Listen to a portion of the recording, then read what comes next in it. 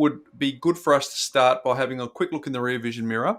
And what did 2023 dish up as a year for anyone that's in the market as a property investor? Well, I don't think this is a surprise to anyone, Ben, but there was interest rate rises and a fair few of them, and that put a little bit of strain on a few households across the country, which was the desired effect for the RBA to try and tame inflation. So it was a story of interest rate rises. It was a story of record low rental vacancy rate. It was also record high rents. So a lot of people on the investor side, Ben, saw rents increasing to help partly, and I say partly, offset some of the costs that they were experiencing because there's a fair bit of subsidy still being going on there. But equally, Ben, in the shoes of the tenant, they also had their household under strain too, because they were not only paying more rent, but if they found themselves in a situation where they were looking for a new roof over their head, Ben, it was nothing short of hectic for them. Big long lines, multiple offers in to try and get a rental property, and in a lot of cases having to bid over the arse just to be in the game. So record high rents. There was definitely lots and lots of talk about a fixed rate mortgage cliff bend. Was it a cliff? Was it a hill? Was it sort of just a lean? It proved to be anything other than just. It was a bit like the Y2K bug, Ben. It was lots of fear in the lead up, but realised that people shuffle in their seat and do whatever it takes to keep the roof over their head. So for some people, it was an enormous impost on their cash flow, but it wasn't any max X factor event that a lot of media were predicting.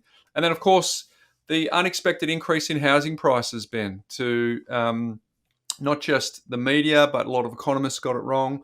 But clearly, when you have a situation where your immigration policy doesn't match your housing policy, you've got more people moving in here, you've got those people that come here, start renting first, those people have been here for a while, start looking for a property that underpins everything. So you'll see when you've got low listings, low stock, and that demand, it kind of makes sense that as a headline level, there was increase in housing prices, but of course there were stories and buy stories within that. So the year in review, Ben, easier to think about than it is to say, but there was a fair bit going on last year.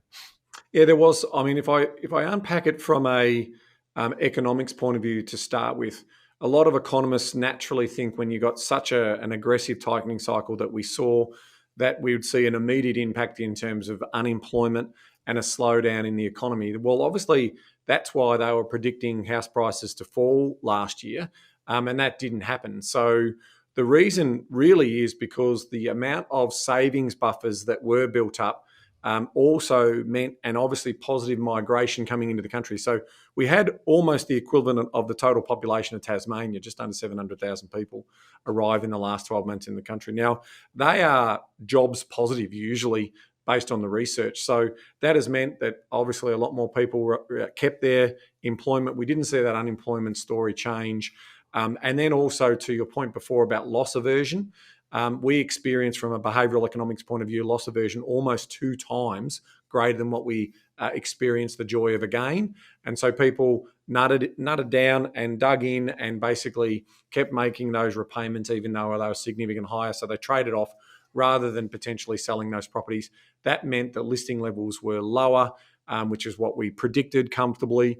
And that obviously meant that demand did exceed supply during that time. And that's ultimately where we got price growth over the last 12 months when you think about that in short-term economic cycle point of view. So loss aversion kicked in, so we got that right. What we got wrong, however, Bryce, was we got the in our base case scenario, we said that the cash rate was going to finish up around 3.6 on the back of that slowing economic story, which didn't materialise. People continued to keep spending. They continued to eat into their savings buffers for that basically 12-month period.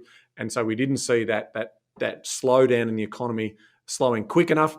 And so ultimately that meant that we got a further couple of cash rate hikes into 4.35. History might tell us that that's as far as we need to go, and maybe we went 1 or 2 too far, but that's basically where it sits. So now we're in a situation where the economy is very much slowing.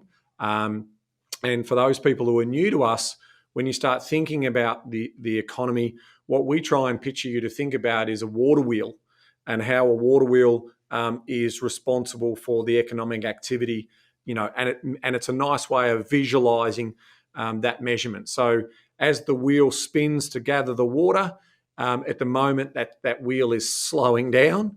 The size of the buckets are reducing because there's not as much business investment and that sort of thing going on. So the buckets are getting smaller and the water level is getting lower, because ultimately what the cash rate does is that is really about liquidity in an economy as well. So all of those things are pointing to at least the first half of 2024 being slower from an economic driver point of view. And we're seeing that showing up in the data as well, which we'll get to in a little later time. But ultimately, right call on property prices going in the right direction, right call on rents. That was an easy one with the immigration story and the tightening in terms of the marketplace going on there.